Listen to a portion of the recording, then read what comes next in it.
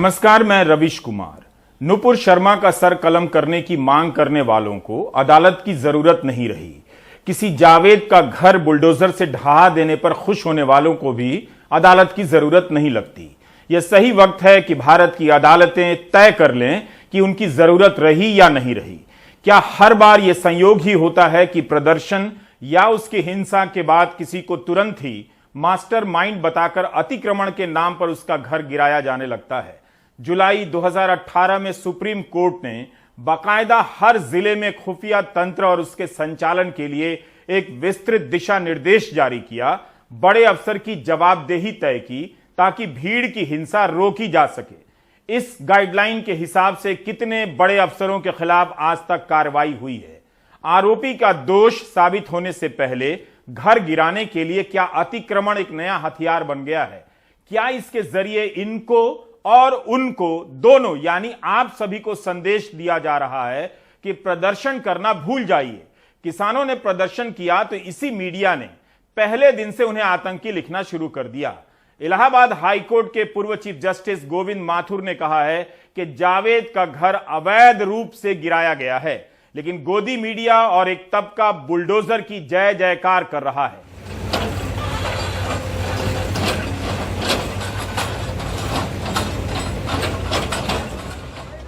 वही इंसाफ के लिए भटक रहे आम आदमी के पांव में जांच, मुकदमा, सबूत, सुनवाई, वकील, दलील, फैसला और अपील की बेड़ियां बांध दी गई हैं। लेकिन उनके वोट से बनी सरकार ने अपने लिए इन सब बेड़ियों को तोड़ दिया है। ऐसा लगता है कि बुलडोजर लाकर सरकारों ने अदालतों की थका देने वाली प्रक्रियाओं के खिलाफ बगावत कर दी है। इंसाफ का मतलब प्रक्रिया नहीं, सबूत नहीं, पावर है और समर्थन है। हिंसा होती नहीं कि अतिक्रमण की गाड़ी पहुंच जाती है। बुलडोजर के पहुंचने की घटना का भी अध्ययन करेंगे तो पता चलेगा कि हिंसा के बाद यह बुलडोजर ज्यादातर मामलों में एक समुदाय के मोहल्ले में ही पहुंचता है। क्या हिंसा का दूसरा पक्ष होता ही नहीं? अब यही अंतिम न्याय और यही सही खबर है। मैं आप सभी का फूला हुआ सीना देखकर फूला नहीं समा पा रहा। वाकई आज बधाई का दिन है। आप यानी उन सभी को जिनका अपना जीवन ठीक ठाक चल रहा है और जिन्हें आजकल किसी भी बात में गड़बड़ी दिखाई नहीं देती। बड़ा पोकलैंड आया है कि ध्वस्तीकरण की कार्रवाई में तेजी लाई जा सके।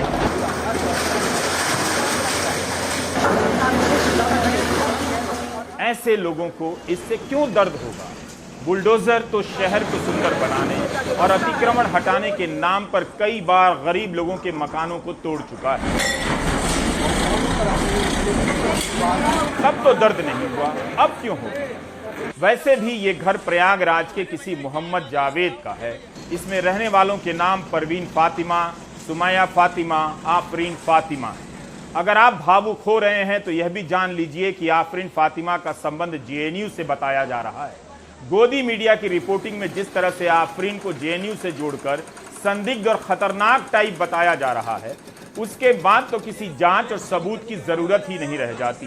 ट्विटर पर जो लोग इस घर को ढहा देने पर खुशी मना रहे हैं, उनकी खुशी किसी नियम के तहत कार्रवाई को लेकर नहीं है, बल्कि किसी नियम के तहत या नियम के बहाने इन लोगों के घर पर बुलडोजर चलने की कार्रवाई को लेकर है। इन लोगों के जिनके नाम हमने अभी अभी बताए। इसके बाद बहुत से लोग आश्वस्त हो सकते हैं कि इन लोगों को सीधा करने का यही तरीका है। इन लोगों मतलब जिनका नाम जावेद और फातिमा होता है। मीडिया में इन लोगों के लिए कभी मास्टरमाइंड, कभी सूत्रधार, कभी दंगाई तो कभी उपद्रवी का इस्तेमाल आराम से होता रहता है। पुलिस ने भी सूत्रधार कहा है। नहीं भी कहा गया होता तब भी आप भावुक नहीं होते, इतना तो आपको जान ही गया हूं।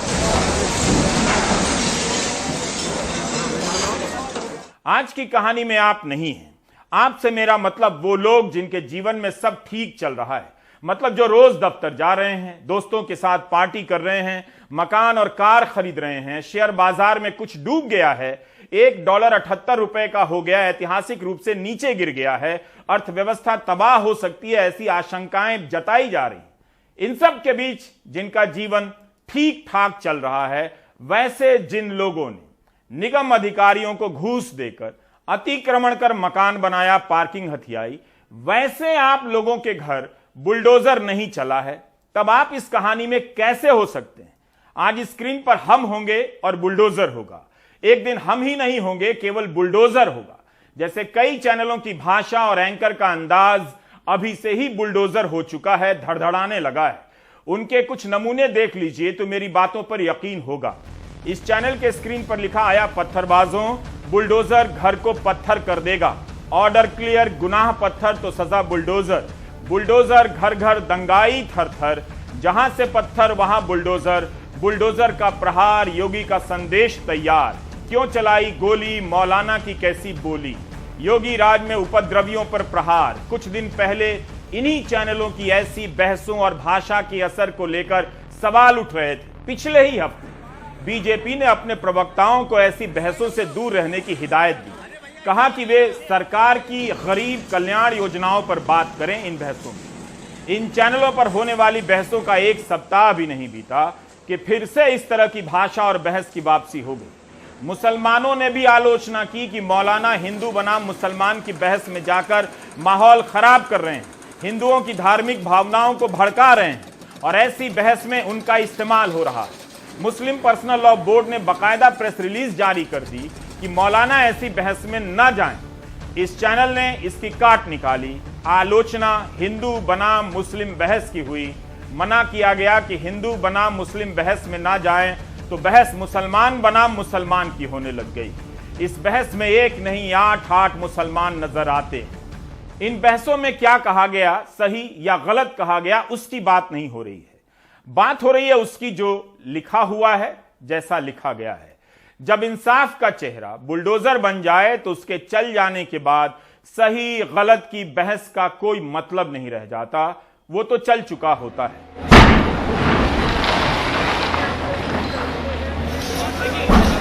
प्रशासन की दलीलों के साबित होने की जगह तो अदालत है, मगर अब घर तो नहीं होगा जिसे प्रशासन ने अवैध निर्माण साबित कर ढहा दिया। प्रशासन की तरफ से बताया जा रहा है कि 10 मई को कारण बताओ नोटिस दिया गया, जिसकी सुनवाई 24 मई को तय थी, लेकिन जावेद की तरफ से कोई नहीं गया। 25 मई को ध्वस्तीकरण का आदेश जारी हुआ और इसका नोटिस चिपकाया गया कि 9 जून को खुद से ध्वस्त कर दें या 12 जून को ध्वस्तीकरण की कार्रवाई होगी। अब इन सवालों का मतलब नहीं रहा कि पहले की नोटिस नहीं मिली, नोटिस बैक डेट में जारी हुई है या कब जारी हुई है। पुलिस कहती है कि इस घर से हथियार मिला है। जावेद की बेटी सुमैया कहती हैं कि जब घर खाली कर दिया गया था तब मलबे से ऐसी चीजों का मिलना संदेह पैदा करता है। आज जावेद, मोहम्मद जावेद उर्फ जावेद पंप नाम का जो अभियुक्त था, जो अभी तक की तफ्तीश में इस पूरी घटना का सूत्रधार बन के उभर के आया है, उस पे उसके अवैध निर्माण पे ये जिला प्रशासन और पीडीए के द्वारा कार्रवाई की गई है। इस कार्रवाई के दौरान उसके घर की सर्चिंग भी की गई और उसमें आपत्तिजनक सामान मिले हैं। टोटल जो आपत्तिजनक सामान मिले हैं, जिसमें अवैध असलहे और आपत्तिजनक पोस्टर वगैरह हैं, उसको कब्जे में ले लिया गया है। उसकी सूची बन रही है और उसको तफ्तीश में शामिल किया जाएगा। अगर आप डिटेल में बात करना चाहें तो जो भी असलहे मिले हैं उसमें एक 12 बोर का अवैध तमंचा है। इसके अलावा 315 बोर का एक तमंचा है और कई कारतूस बरामद हुए हैं। कुछ कागजात बरामद हुए हैं जिसपे माननीय न्यायालय पर तल्ख टिप्पणी और आपत्तिजनक टिप्पणी इस मोहम्मद जावेद उर्फ जावेद पंप के द्वारा किया गया है।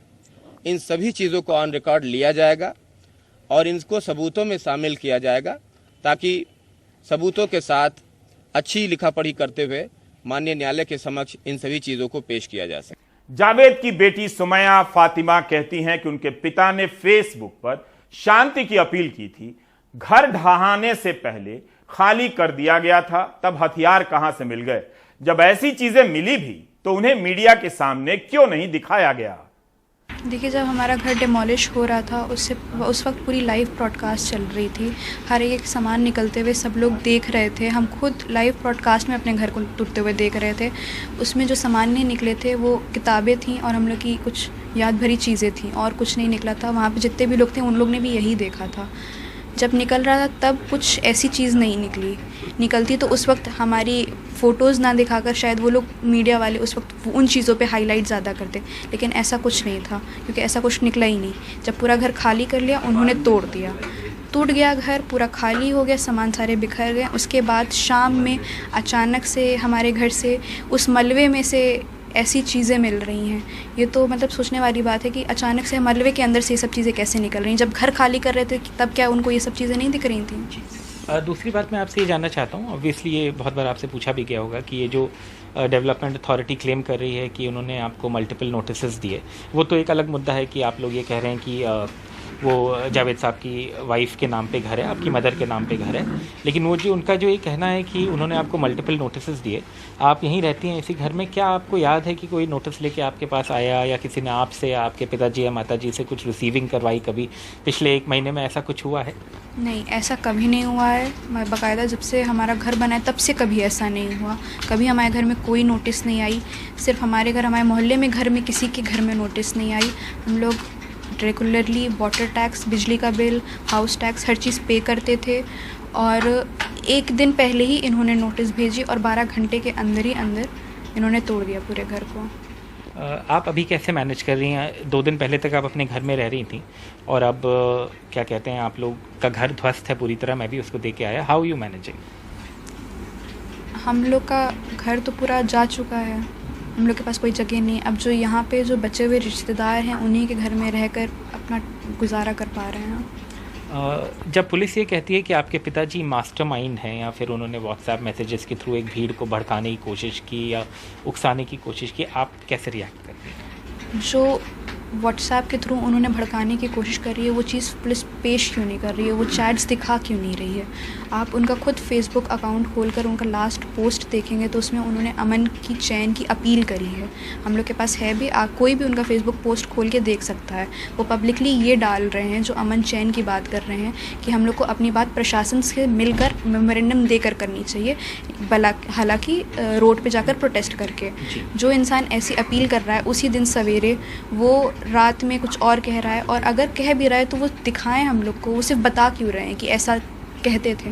वो स्क्रीनशॉट्स दें, वो हम लोग को दिखाएं कि देखिए उन्होंने ये संगीन बातें करी हैं, तो वो सब दिखा क्यों नहीं रही है? तो ये साफ बता रही कि सब उनको फ्रेम करने की कोशिश करी जा रही है। इस नोटिस को लेकर अदालत में सवाल जवाब होंगे, मगर अब वो घर नहीं होगा जिसे हसरतों के साथ बनाया गया था। उम्मीद है इसे तोड़ने वालों को नींद अच्छी आई होगी, आती रहेगी, और सपने में सुंदर सुंदर घर आते रहेंगे। ऐसे सुंदर सपने आते रहें। हम अपनी कहानी में इन सपनों के लिए दुआ करेंगे। आखिर तोड़ने में मेहनत जो लगी है, प्रशासनिक अधिकारी भी कह रहे हैं कि इतनी धूप में सबने मुस्तैदी से काम किया है। एक बात और समझ नहीं आ रही, जावेद के वकील कृष्णा राय और जावेद की बेटी सुमैया कह रही हैं कि उनके पिता तो प्रशासन के साथ शांति बहाली की बैठकों में जाया करते थे।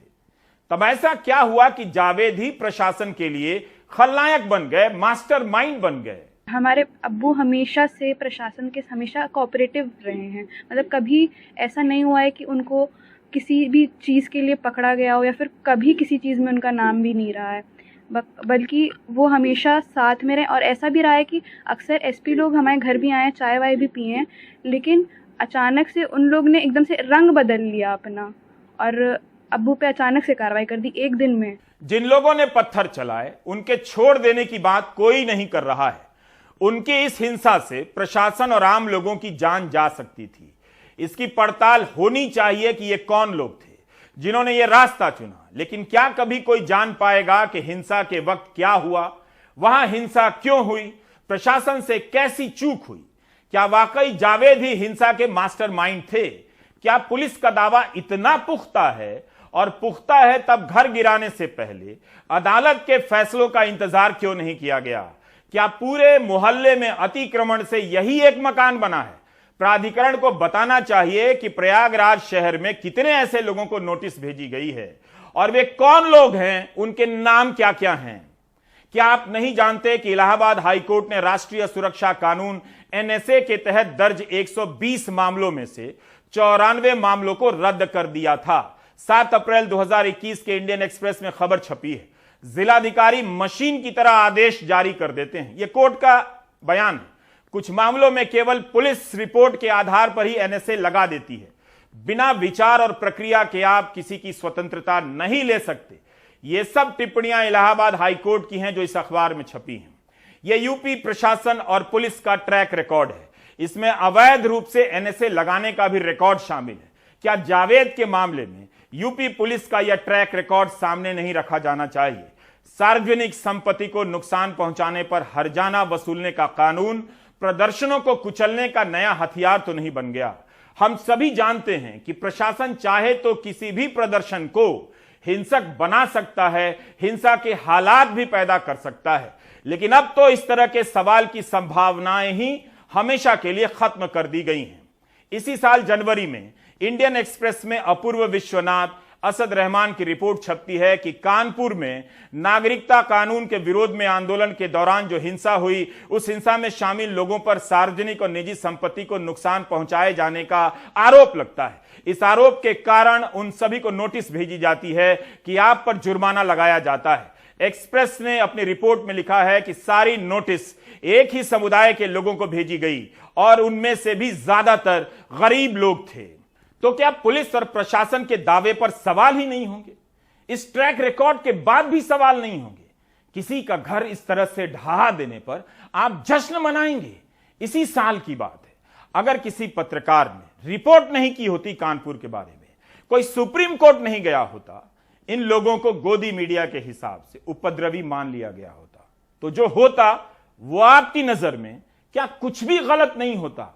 आप इतने सही हो चुके हैं। आलोक पांडे की यह रिपोर्ट आप प्राइम टाइम में देख चुके हैं। कबाड़ का काम करने वाले महनूर चौधरी की दुकान फरवरी 2020 में सील कर दी गई, कमाई बंद हो गई। उन पर आरोप था कि दिसंबर 2019 में नागरिकता कानून के विरोध में जो हिंसा हुई उसमें कथित रूप से शामिल थे। उन्हें 21 लाख जुर्माना वसूली का नोटिस भेज दिया गया। इसी तरह रंगकर्मी दीपक को भी 60 लाख का नोटिस मिला। इसी साल सुप्रीम कोर्ट ने अपने एक फैसले में इन नोटिसों को अवैध करार दिया और ऐसी 274 नोटिसों को रद्द कर दिया गया। कोर्ट ने साफ साफ कहा कि सरकार ने एक तरफा फैसला किया।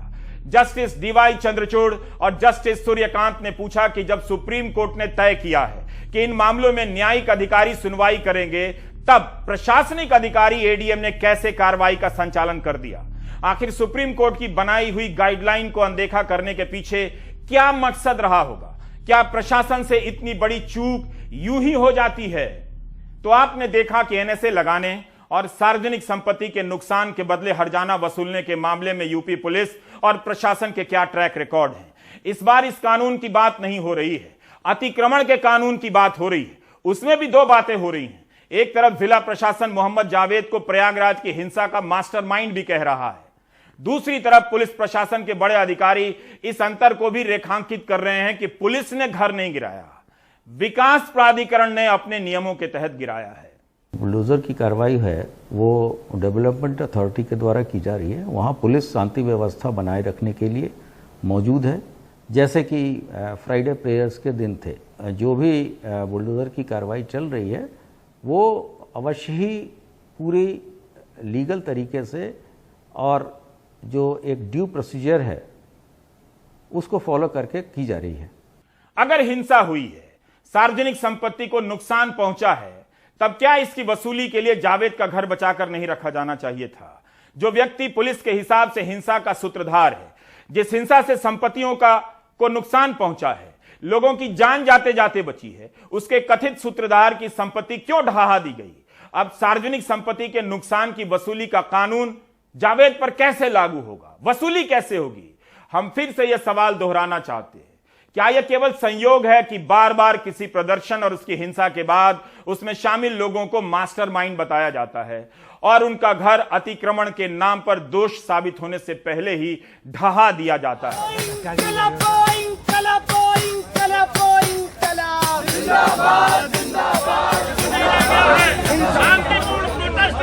इसी तरह दिल्ली के जहांगीरपुरी में भी बुलडोजर चलने लगा। गोदी मीडिया का उत्साह देखते बनता था। जहांगीरपुरी के लोग हिंदू मुस्लिम बंटवारे की भाषा के खिलाफ एकजुट हो गए। गोदी मीडिया को वहां से मसाला मिलना बंद हो गया। वृंदा करात बुलडोजर के सामने खड़ी हो गई तो सबने विपक्ष को ललकारा कि बाकी नेता सड़क पर क्यों नहीं आए। यूपी में भी सपा को लेकर, कांग्रेस को लेकर सवाल उठे कि विपक्ष कहां है। जहांगीरपुरी मामले को लेकर कई लोग सुप्रीम कोर्ट गए, कोर्ट ने बुलडोजर पर रोक लगा दी। अब दिल्ली में बुलडोजर का हल्ला शांत हो चुका है। वकील संजय हेगड़े इस मामले में सुप्रीम कोर्ट में बहस कर चुके हैं। साबित तो कुछ नहीं हुआ है। फिलहाल पुलिस को यह शक है कि जावेद साहब मास्टरमाइंड थे। अब हमारे कानून में कोई ऐसे प्रावधान नहीं है कि जहां सस्पेक्ट है कोई उनके ऊपर बगैर कोई ट्रायल, बगैर कोई लीगल प्रोसीडिंग या कार्रवाई अपने आप पुलिस खुद सारी कार्रवाई कर सकती है, जज, जूरी, एग्जीक्यूशनर बन सकती है। तो अब मुझे पता नहीं है न्यायपालिका में अब क्या रह जाता है, और मुझे ये भी पता नहीं है कि आखिर तफ्तीश के बाद क्या पुलिस कोई चार्जशीट न्यायपालिका तक ले आएगी और उनको जरूरत क्या है। एक जमाने में ऐसा था कि अगर कोई कोर्ट किसी मंत्री के बारे में या किसी एडमिनिस्ट्रेटिव एक्शन के बारे में कुछ टिप्पणी करे तो मंत्री शर्मिंदा होते थे और कभी कभार इस्तीफा भी दे देते थे। पर आजकल ये माहौल है नहीं। सुप्रीम कोर्ट चाहे फटकार लगाए या हाई कोर्ट फटकार लगाए, आखिरकार मंत्री कहता है देखा जाएगा, कोर्ट का जब फैसला आ जाएगा तब देखा जाएगा। तो अब शायद इन मामलों को और गहराइयों में जाने की जरूरत है। शायद घर अगर गिर भी जाए तो भी वो जो बुलडोजर एक्शन है उसकी जो लीगैलिटी है कोर्ट्स को एग्जामिन कर देना चाहिए और उचित केस में मुआवजा भी देना पड़ेगा। और उसके अलावा जो अधिकारी है जो ऐसे फैसले लेते हैं उन पर भी कार्रवाई होनी चाहिए। इस बात को भी यही कहा जाना चाहिए। नुपुर शर्मा के खिलाफ कानूनी कार्रवाई की मांग ठीक लगती है, लेकिन नुपुर का सर कलम करने, फांसी देने की बात कहां तक जायज है। ओवैसी की पार्टी के सांसद इम्तियाज जलील ने क्यों कहा? क्या ऐसा कहकर इम्तियाज ने उन लोगों को और खुराक नहीं दिया जो जावेद के घर तोड़े जाने पर खुश हो रहे हैं, या वो माहौल नहीं बनने दिया जिसकी आड़ में किसी जावेद का घर तोड़ दिया गया? सवाल सरकार से भी है, प्रशासन से भी। जब नुपुर शर्मा का बयान आया तब खुद से उसने कार्रवाई क्यों नहीं की? तब क्यों की जब खाड़ी के देशों ने नाराजगी जाहिर की? भले ही बीजेपी ने नुपुर शर्मा को प्रवक्ता के पद से हटा दिया, लेकिन ट्विटर पर आज भी उनके समर्थन में अभियान चलते हैं। तरह तरह की मीम में उन्हें नायिका की तरफ पेश किया जाता है। बेशक पुलिस ने कुछ लोगों के खिलाफ कानूनी कार्रवाई की है जिन्होंने नुपुर के समर्थन में बयान दिए हैं, लेकिन इस तरह के हैशटैग तो चल ही रहे हैं, मीम भी बन रहे हैं। बहुत से लोग व्हाट्सएप में शेयर कर रहे हैं कि नुपुर शर्मा को सपोर्ट कीजिए। change.org में नुपुर शर्मा के समर्थन में 1,83,000 से अधिक लोगों ने दस्तखत किए हैं। खुद को नमो फैन कहने वाला व्यक्ति नुपुर के समर्थन में अभियान चला रहा है। अगर इतने ही लोग आज जावेद के लिए दस्तखत कर दें तो गोदी मीडिया इन्हें आतंकी और उग्रवादी और इनका समर्थक लिखने लगेगा। क्या आप नहीं देख पा रहे कि गोदी मीडिया, राजनीतिक दल और प्रशासन नुपुर शर्मा के लिए अलग भाषा और नैतिकता का इस्तेमाल करता है, मोहम्मद जावेद के लिए अलग भाषा और साथ में बुलडोजर का इस्तेमाल होता है। सितंबर 2021 में सुप्रीम कोर्ट के जस्टिस अजय रस्तोगी और अभय श्रीनिवास ओका की बेंच ने पत्रकारिता के छात्र अलन सुहैब और तहवा फसल के मामले में कहा कि अगर सरकार ने किसी किताब को बैन किया है और वह किताब किसी के पास है तो आप मुकदमा कर देंगे। यह एनआईए को कहा। किसी किताब और नारों के आधार पर यूएपीए का केस दर्ज नहीं हो सकता। प्रयागराज में भी आफरीन के घर से किताब मिलने की बात हो रही है, पन्नों को पढ़े जाने की बातें हो रही हैं। इंटरनेशनल कुछ लिटरेचर मिला है, कुछ ऐसा कुछ मिला है? लिटरेचर मिले हैं, कई किताबें मिली हैं, उसका एक एक पन्ना भी पड़ताल किया जाएगा। क्योंकि आप देख रहे हैं पूरी टीम भावना से पुलिस और प्रशासन के सैकड़ों जवानों ने इसमें मेहनत किया है और बहुत देर तक की पूरी धूप में, चिलचिलाती धूप में कार्रवाई हुई है। बड़ी कार्रवाई है। 5 करोड़ से भी ज्यादा की संपत्तियों को नियमानुसार जमींदोज किया गया है और आगे भी कार्रवाई जारी रहेगी। अभी जितना भी लिटरेचर मिला है, झंडा, पोस्टर, बैनर, कागजात मिले हैं, सभी की गहराई से पड़ताल की जाएगी कि किसने लिखा है, क्यों लिखा है, इसकी मंशा क्या है। बहुत सारी चीजें अभी तफ्तीश में है, वो आपको जैसे मैं बताता आ रहा हूँ लगातार आपको बताया जाएगा। अली अहमद की गिरफ्तारी की गई है, उसका क्या रोल रहा है इसमें भूमिका पाई जा रही है? आफरीन का जैसा मैंने कल बताया था, उसके बाद से लगातार हमारी जो इन्वेस्टिगेटिव टीम है वो काम कर रही थी। सबूत मिलते ही कार्रवाई कर दी जाएगी, बिना सबूत के अभी कोई कार्रवाई नहीं होगी। पुलिस के इस बयान में आफरीन फातिमा के बारे में कुछ भी ठोस नहीं कहा है, पुलिस ने नहीं कहा है, लेकिन मीडिया की भाषा में आफरीन को कई तरह से संदिग्ध बना दिया गया है। सोशल मीडिया की भाषा में भी शाहीन बाग और जेएनयू से कनेक्शन को इस तरह लिखा जा रहा है जैसे किसी को संदिग्ध बनाने के लिए ये दोनों प्रमाण काफी हों। शाहीन बाग एक वैध आंदोलन था जिससे बात करने के लिए सुप्रीम कोर्ट ने वार्ताकार तक नियुक्त किए। आज के दैनिक जागरण में छपी इस खबर को उदाहरण के तौर पर ले सकते हैं। अखबार लिखता है कि जावेद के घर मिले आपत्तिजनक कागजात कर रहे हैं बड़े षड्यंत्र का इशारा। आपत्तिजनक कागजात क्या है, इसका ब्यौरा नहीं है। एक और सुर्खी है कि इंटरनेट मीडिया पर छाया मास्टरमाइंड की बेटी का शाहीन बाग कनेक्शन। अखबार लिखता है कि उसकी बेटी आफरीन फातिमा का शाहीन बाग में चले धरना प्रदर्शन से कनेक्शन सामने आया है। वह देशद्रोह के आरोप में बंद शर्जिल इमाम की भी नजदीकी बताई जाती। हालांकि जिले के पुलिस अधिकारी इस बारे में ज्यादा कुछ नहीं कह पाते। यह पंक्ति भी अखबार से है। पुलिस आफरीन की पूर्व की गतिविधियों की जानकारी जुटा रही है। अखबार लिखता है कि आसार हैं कि कई चौंकाने वाले तथ्य सामने आ सकते हैं। मौसम समाचार की तरह आसार के आधार पर फातिमा का कनेक्शन कहां से कहां जोड़ दिया जा रहा है। ऐसा कई अखबारों और कई चैनलों की रिपोर्टिंग में हुआ है। पुलिस ने भी मिलता जुलता कुछ आधा अधूरा सा बयान दिया है। किसी का घर इस तरह से ढहा दिया गया, आपके साथ ऐसा नहीं होगा, आप फिक्र ना करें। जावेद और फातिमा को फिक्र करने दीजिए। आप जिस तरह से रोजाना पार्टियों में जाने की तैयारी में रहते हैं, तैयारी करते रहिए। क्या आप जानते हैं कि ईडी का ट्रैक रिकॉर्ड क्या है? अगर किसी को बुलाकर घंटों हफ्तों पूछताछ का रिकॉर्ड देखा जाए तो हो सकता है कि ईडी टॉप कर जाए जांच एजेंसियों में। पिछले 17 साल में केवल 25 मामलों में सजा हुई है जो ईडी ने दर्ज की है, जबकि ईडी ने 5422 मामले दर्ज किए हैं। आज ईडी ने राहुल गांधी से बुलाकर पूछताछ की तो कांग्रेस सड़कों पर उतर आई। ईडी दफ्तर पूछताछ के लिए जाने से पहले राहुल गांधी ने अपने सहयोगियों और कार्यकर्ताओं के साथ सत्याग्रह मार्च किया। प्रियंका भी उनके साथ दिखी। कांग्रेस ने घोषणा कर रखी थी कि वह राहुल के साथ ईडी तक मार्च करेगी। पुलिस ने इसे रोकने के लिए बैरिकेडिंग कर रखी थी। कांग्रेस कार्यकर्ता इन्हें तोड़कर आगे बढ़ते रहे। हालांकि ईडी दफ्तर के आगे उन्हें रोक लिया गया। प्रियंका गांधी वाड्रा की जो गाड़ियां हैं वो थाने के बाहर खड़ी हैं और वो थाने के अंदर फिलहाल गई हैं। यहाँ पर कांग्रेस के कार्यकर्ता और कई नेता लगातार यहाँ पर आते जा रहे हैं। कांग्रेस के तमाम जो कार्यकर्ता नेता यहाँ पर इकट्ठा हुए थे उनको अब पुलिस एक बार फिर से डिटेन कर रही है। तुगलक रोड थाने के अंदर प्रियंका गांधी वाड्रा मौजूद हैं और थाने के बाहर जिस तरह से कांग्रेस के कार्यकर्ता जुट रहे हैं उसको देखते हुए पुलिस ने एक बार फिर से अपनी कार्रवाई शुरू कर दी है। दिग्विजय सिंह, अधीर रंजन चौधरी, मुकुल वासनिक, मल्लिकार्जुन खड़गे, जयराम रमेश, अशोक गहलोत, रणदीप सुरजेवाला समेत कई नेताओं को हिरासत में लिया गया। जो देश के अंदर आतंक मचा रखा ईडी ने, उसके खिलाफ प्रदर्शन नहीं है। पूरा देश चिंतित है। ईडी वाले घुसते घरों में 7 दिन तक बाहर नहीं निकलते हैं और कहते हैं हमें मालूम है कुछ नहीं मिला यहाँ पर, तो ऊपर ज़्यादा जाएगा तब बाहर निकलेंगे। ये हालात बना रखे हैं पिछले लंबे अरसे से। जो एफआईआर ही नहीं हुआ, कोई केस ही नहीं बना है और उसमें भारतीय जनता पार्टी केंद्र सरकार परेशान करने के लिए, बदनाम करने के लिए इस प्रकार से हथकंडा अपनाई है।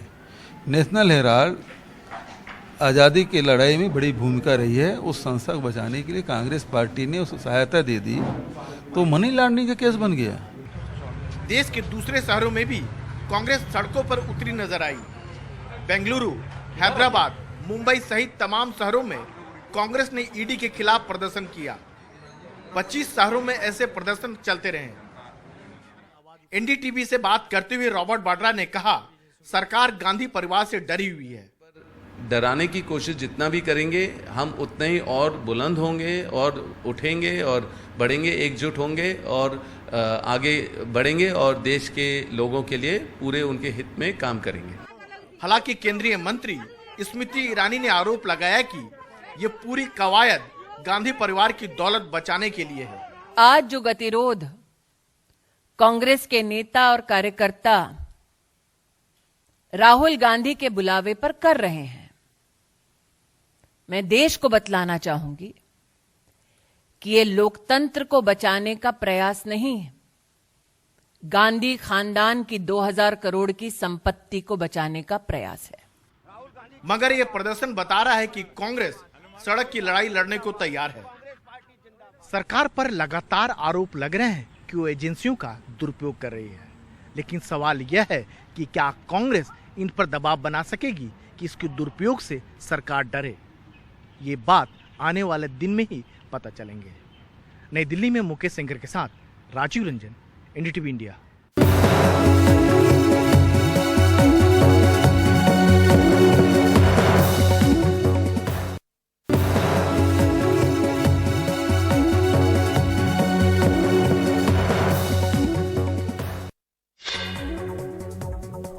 राष्ट्रपति चुनावों के लिए सियासी सरगर्मियां तेज हो गई हैं। बीजेपी ने पार्टी अध्यक्ष जेपी नड्डा और रक्षा मंत्री राजनाथ सिंह को राष्ट्रपति पद के उम्मीदवार के लिए आम राय बनाने के लिए नियुक्त किया है, जो पक्ष विपक्ष की सभी पार्टियों से बात करेंगे।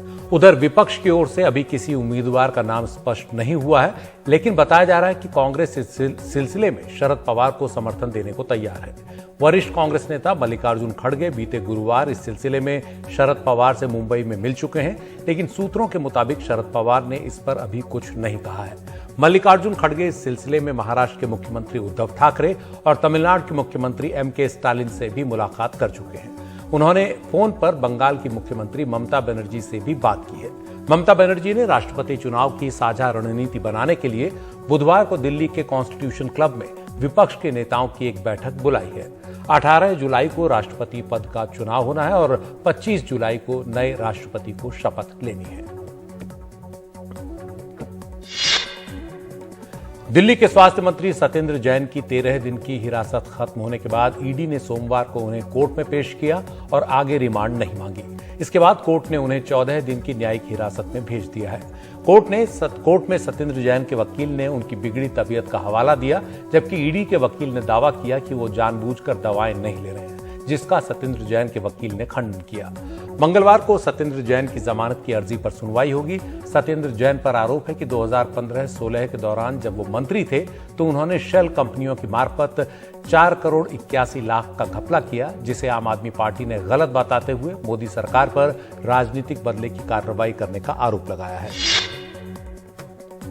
देश में कोविड के मामले एक बार फिर तेजी से बढ़ने लगे हैं। बीते 24 घंटे में देश में 8084 नए कोविड केस सामने आए, 10 लोगों की मौत हुई। कोविड से मरने वालों में 3 दिल्ली, 3 केरल, 2 महाराष्ट्र और 1 मिजोरम और पंजाब के हैं। कोविड का पॉजिटिविटी रेट 3.24% हो गया, जबकि 10 दिन पहले ये रेट 0.95% था। कोविड के 81% ताजा केस सिर्फ 4 राज्यों से आए हैं। ये हैं महाराष्ट्र, कर्नाटक, केरल और दिल्ली। महाराष्ट्र में सबसे ज्यादा केस मुंबई से हैं। पूरे राज्य के 22% कोविड केस मुंबई से रिपोर्ट हुए हैं। मुंबई में कोविड की संक्रमण दर 11% के पार पहुंच गई है। मुंबई के अस्पतालों में कोविड के लिए भर्ती होने वाले मरीजों की तादाद 10 दिन में 200% बढ़ गई है। आप देख रहे थे प्राइम टाइम। नमस्कार।